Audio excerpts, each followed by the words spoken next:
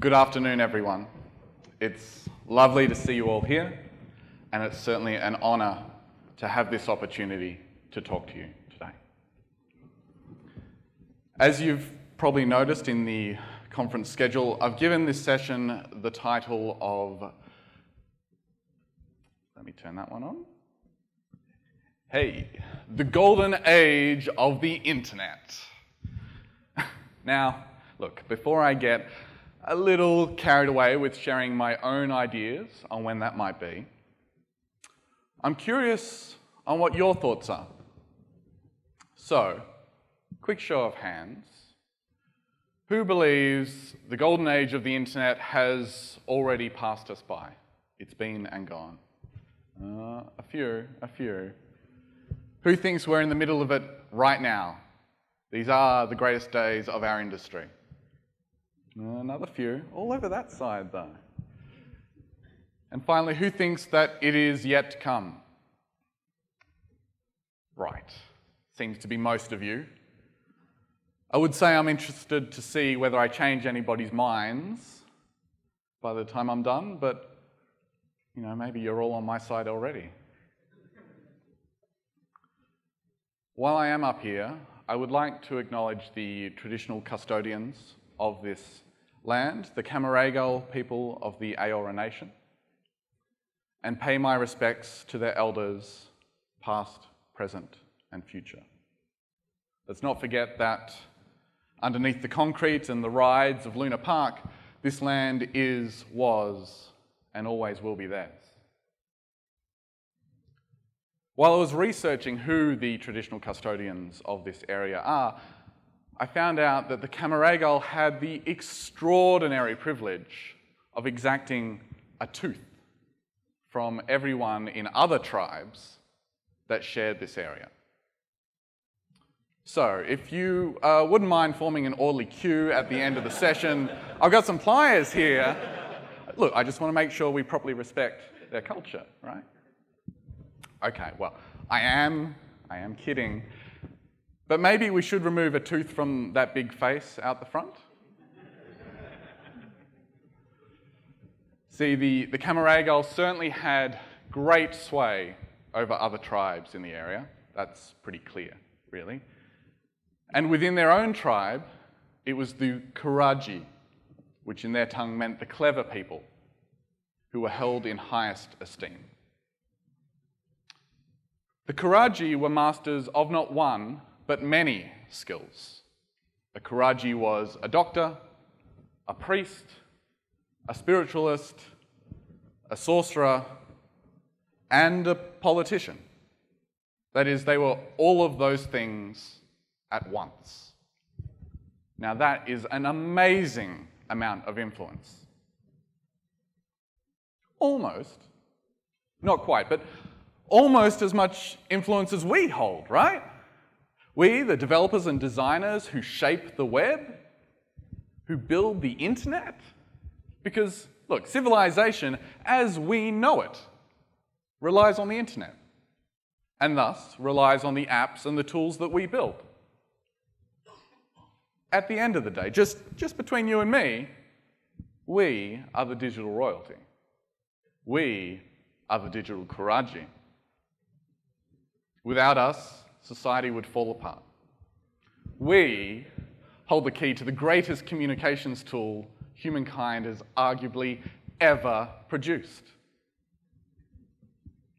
And as we step back and we admire what we've done, and let's be honest, there is much to admire. We're very talented. We count the hours we've spent slaving away, the number of bugs we've fixed, the servers we've tweaked. It's pretty obvious, right?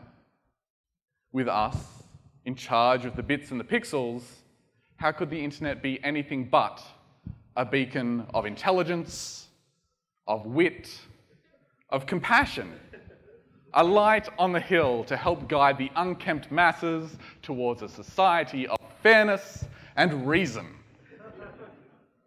Wait, there may be a few cynics in the audience here. Look, I admit it, it's not perfect. But nothing is, right?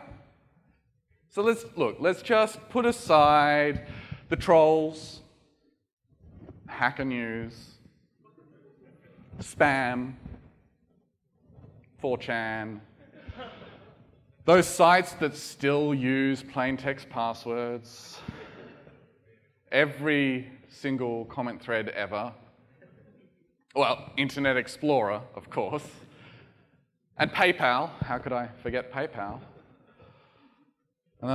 Google's quest for world domination, yeah. Apple's quest for world domination. Facebook's quest for world domination. Oh, and the NSA's quest for world domination. All right, it's pretty bad, to be honest. I'm actually really hoping that this isn't the golden age of the internet and that there are far greater things ahead because, man, if this is it, we really screwed up, didn't we? I don't feel that we've lived up to the potential of what's possible online. Some days it even feels like we're moving backwards. But where did we go wrong? I mean, come on, we pride ourselves on our eagerness to set standards, to follow best practices, to be agile, to...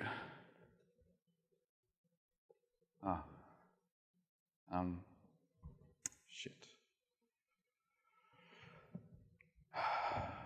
I'm sorry, guys, this is a little embarrassing.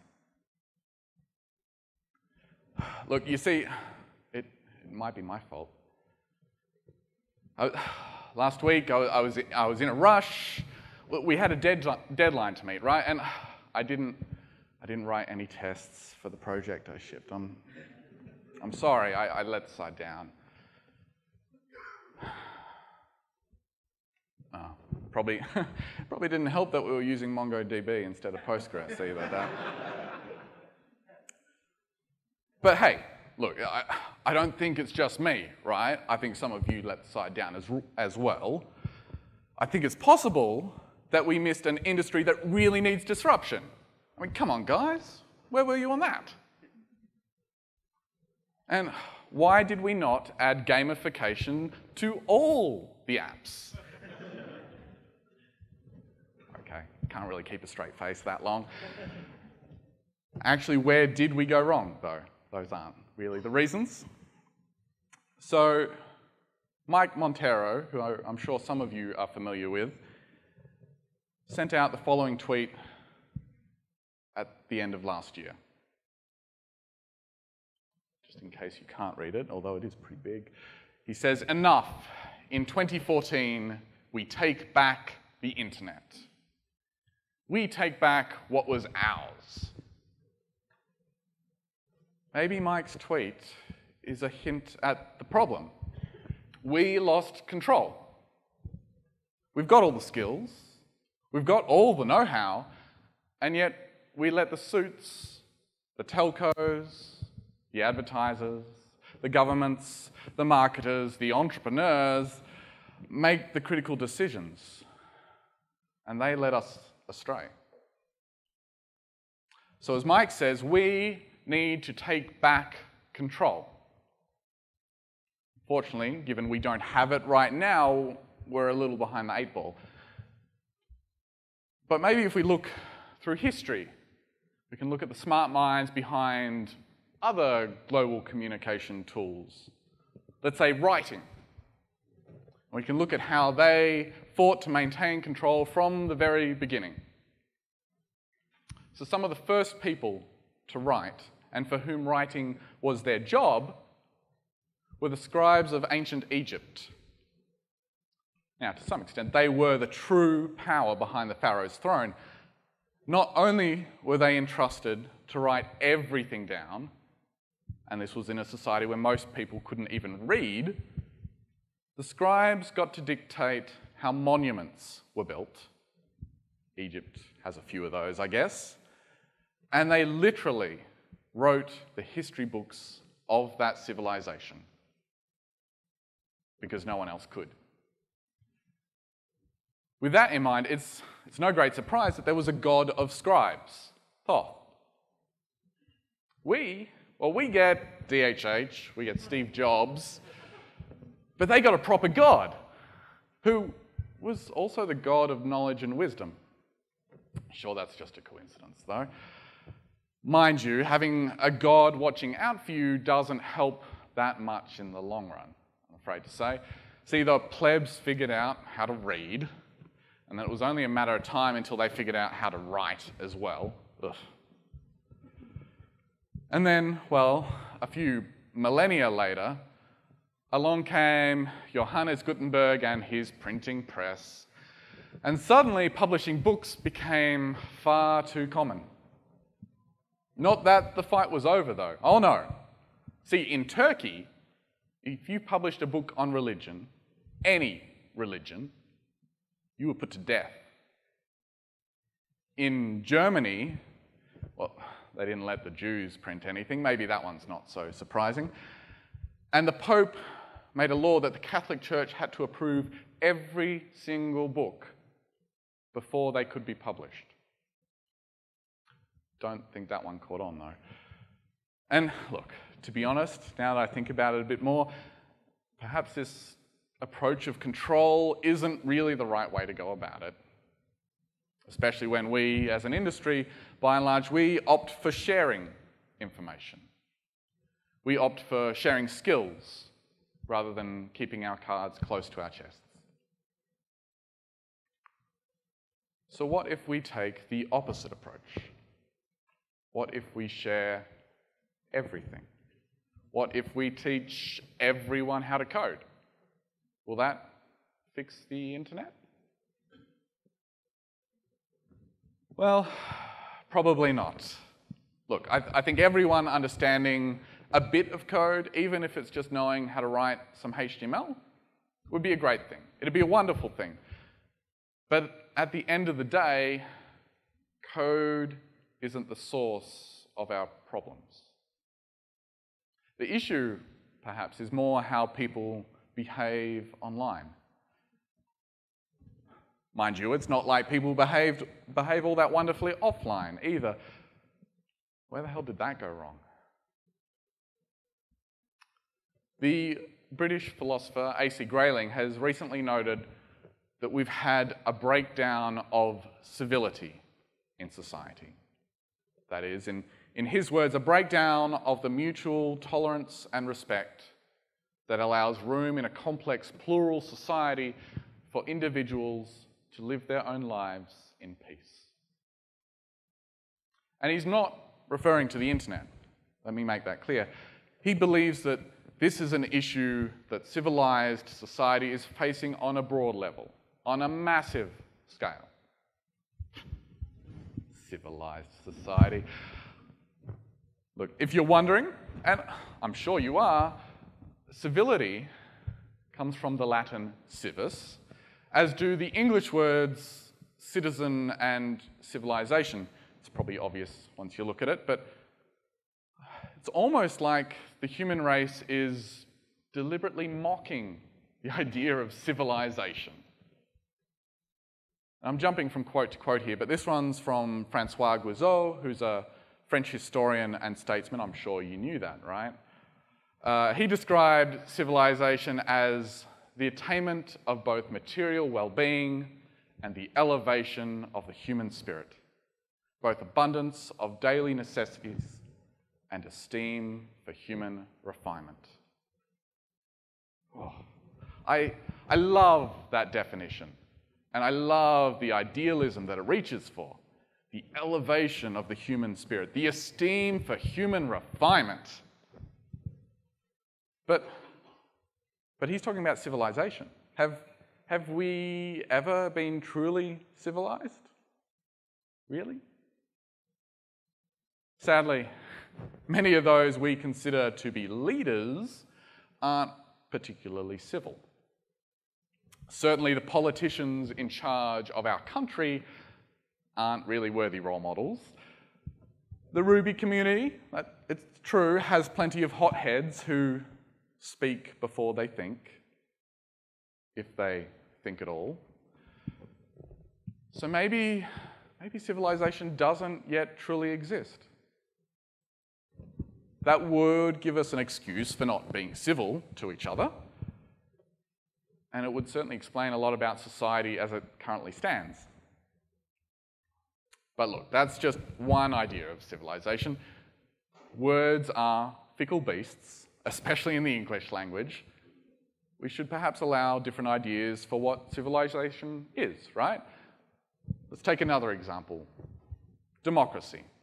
I think if we all got together, we had a chat, we could probably come to some consensus on what democracy is. Except that I don't think our definition would really line up with the definition for the Democratic People's Republic of Korea. That's North Korea, not South. Yes, they think they have a democracy. But this is democracy, right? The ancient Greeks came up with this. Can't we go back to their definition? Can't we go back to the original idea, go, right, this is the basis. Let's work with that. Well, we could, but I'm not sure the Greeks got it exactly right either, especially when you look at this picture, it seems like it's almost all men. It's like a developer conference, really. See, look, you could vote in ancient Greece, provided you were a man, because they didn't let the women vote. God, no. Why would you do that? And you couldn't vote if you were a slave. And yes, the Greeks had many slaves. The Greeks also had this habit of going to war on nearby cities and countries to force democracy upon them. Doesn't remind me of any modern countries, eh? Perhaps the common thread between the masters, and I use that term loosely, masters of these domains, writing, publishing, democracy, is how they got things wrong. They were insular, they were protective, they definitely were self-important, and they were aggressive. So we can learn not so much from how they were right, but how they were wrong. And if we're going to avoid some of those same problems, if we don't want to be so narrow-minded, then our greatest tool, I'm pretty sure, is diversity, which is a topic we've heard a bit about in other sessions today, which is wonderful. See, diversity is an excellent indicator of a healthy and resilient society. I even found this tweet from Steve Klabnik last night, a quote from Ghost in the Shell, the classic anime movie, where he states pretty much the same thing. So it seems like people everywhere understand the importance of diversity. But let's be clear, right? If you're welcoming people from all different walks of life to come together and to think in the same way, that's not diversity. You want different perspectives, you want different ways of thinking. Or to say it another way, a culture doesn't grow just by talking to itself. Okay. Diversity. Sounds like a fine goal to aim towards, yeah. But we have a problem. There's always a catch, eh? We are in an industry that has a history of thinking alike a little too often, in bubbles of our own creation. When we talk of bubbles, we're generally referring to situations where companies are valued well beyond what is sensible. And we end up with a rather separate and unstable reality. I hate to be the bearer of bad news, but we're in a bit of a bubble right now. And it's actually far bigger than any of the ones focused on startups. I like to call this bubble meritocracy. For those of you not familiar with the term, meritocracy is this ideal that everyone is on equal footing. We've all had the same opportunities, and so we can all be judged on our merits alone. Unsurprisingly, it's generally claimed to be effective and fair by white men, aka the majority. See, I wonder if meritocracy is kind of like communism, in that they only work in theory, or at least it's a more subtle form of the aristocracy. Less about your family tree, but still strongly tied to the privilege that you grow up with, that you grow up within. It's often hard to spot the privilege when you're within this bubble. I know it's taken me a very good while to realize how amazingly privileged I am. And when you've got some idea of this position that you're in, it can be difficult, it can be awkward to talk about it. And I must admit, I do feel a little awkward addressing these issues here on stage. But look, I'm sure there's a tiny violin somewhere playing just for me, and everyone who's not inherited such privilege is rightly rolling their eyes. See, with great privilege comes great responsibility. The onus is on those of us who are comfortable in our industry to reduce the barriers for others, to work towards reducing the advantage of privilege, to seek out diversity. Because by and large, we who have this privilege, we have greater opportunities to have such an impact. Still, diversity alone will not save us. We're going to need more tools. We're going to need more ideals. But I think another fine target, well, look, you could call it servant leadership, you could call it humility. Or you could just call it an awareness that you are not the most important person in the room. Let's take right here, right now as an example.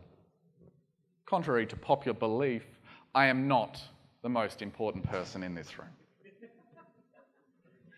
Yes, I am on the stage. Yes, I have the microphone. And yes, I can talk at you all I want. But if it's not something useful and engaging to you, then I'm wasting not only my time, but yours as well. And that's more important, really. And this can feel a little counter to how society generally works. Perhaps because we get caught up equating figures of authority with importance, and they're not the same thing. But if we are teaching, how a student learns best is far more important than how we wish to teach. If we want a diverse community of Rubyists, I'm going to go out on a limb here, suggest that we do, we need to be better at approaching interested newcomers in ways that work for them. It's kind of like the difference between sitting in your office and saying, hey, my door's always open, come by any time, happy to help, and actually going out and chatting with people in locations that suit them, in environments where they feel comfortable. One trick I'm sure many of you are familiar with that's perhaps worth keeping in mind is a rough analogy, is when others ask you for help and it involves a computer,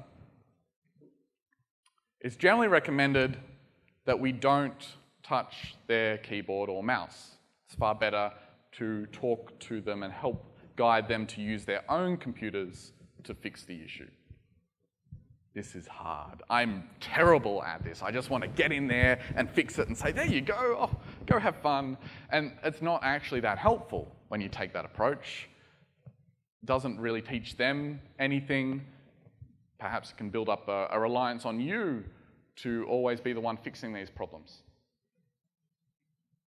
Perhaps that's actually a reflection on how we are quick to impatience, or at least that I am quick to impatience. But we do have another fantastic model for servant leadership already in our industry, and that is pair programming. Two people on roughly even footing having to share one machine. And so both are students and both are teachers. Yes, sometimes one pair may have a far greater amount of technical knowledge, but they are still a student because they get to learn how to express that knowledge, how to empathize with their pair, how to generally be better at relating to others. All extremely useful skills. And while I have been talking about teaching others in quite specific terms, please don't forget that there are many ways that we teach others implicitly through how we behave, through the code we share, through the apps that we build. The issues that we are dealing with here reach well beyond our industry, so they need to be considered across everything we do. Now, look, I am well aware that what I've been talking about, look, none of this is groundbreaking. Indeed, it feels a little obvious, really. But I'm hoping that expressing the obvious helps to strengthen these ideas in our minds. Because the most important part is to be aware. The more we talk about such issues, the more deeply they become ingrained in our consciousness. And then our behavior should, hopefully, be in turn more mindful. Also, we need to talk more about these issues because then the chance of them being forgotten, of being hidden, becomes smaller. The only way things are going to get better is if we have the courage and honesty to discuss, to debate, and then to act. Speaking of action, let's go back to that wonderful tweet from Mike Montero. Now, I've had the pleasure of seeing Mike speak before, and he is impassioned and intelligent, and I love his vibe generally, and I love the vibe in this tweet. But the more I think about what he's saying, the more I think about the actual message, the less I like it. Taking back control implies an us versus them battle. You're either with us or you're against us. And that we, developers and designers, are the rightful owners of the internet. And look, yes, our skills, our passions mean that we are laying the foundations for a lot of what happens online. But the internet is for everyone, not just the technically savvy, privileged few. In some ways, it's the digital commons. It's a shared space where anyone can take part, where anyone can contribute. I think we need to remove ourselves from our pedestals and ivory towers of bits and pixels and work together towards leveling the playing field. And look, perhaps I could give you some examples of how these ideas and principles translate into how we should be coding Ruby. But I won't, for three reasons, really. Firstly, it would be trite and simplistic. Secondly, we have a habit of latching on to examples without actually thinking things through. And really, we're dealing with something much bigger anyway. But if we look around, we can find examples of people who are tackling these issues, and they are doing a fantastic job of it.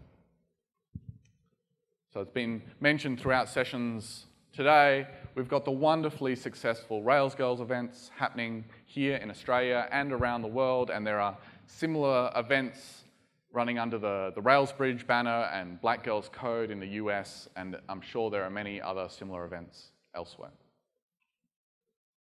And then we have Rubyists like Ash Dryden and Sven Fuchs, who are stirring up discussion around ensuring conferences are safe and friendly places for everyone. Chad Fowler is someone I'm sure many of you are familiar with. He's recently been encouraging developers to practice empathy, which is such an invaluable skill. Please go and read his blog post on the topic if you haven't already. And then we have right here in this room, right up the front, Maxine Sharon, who works hard at making sure web directions are not only superb events, but they have wonderfully amazing, diverse lineups and attendees. These are the people responsible for making our industry more diverse, more civil, more humble, and we are in their debt. Though none of the examples I've just listed involve code. And that is because, well, look, code is secondary at best. Best practices change, programming languages change, browsers certainly change, but I don't think what we truly value in people, in society, in communities changes much at all. Okay. So let's return to the questions I posed back at the start of my talk. I want to see if anybody's minds has changed. Who in this room thinks the golden age has been and gone? Our glory days are beyond us. One hand up the back there. I can't win everyone over, I guess. Who thinks that this right now is it? Another couple of hands. Are you guys just trolling me? And then finally, who believes that it's not yet here?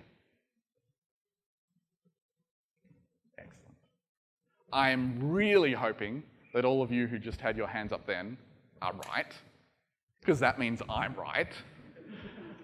And look, we could wait and see, except, well, look, if we're just going to wait and see, nothing's going to happen. We need to step up.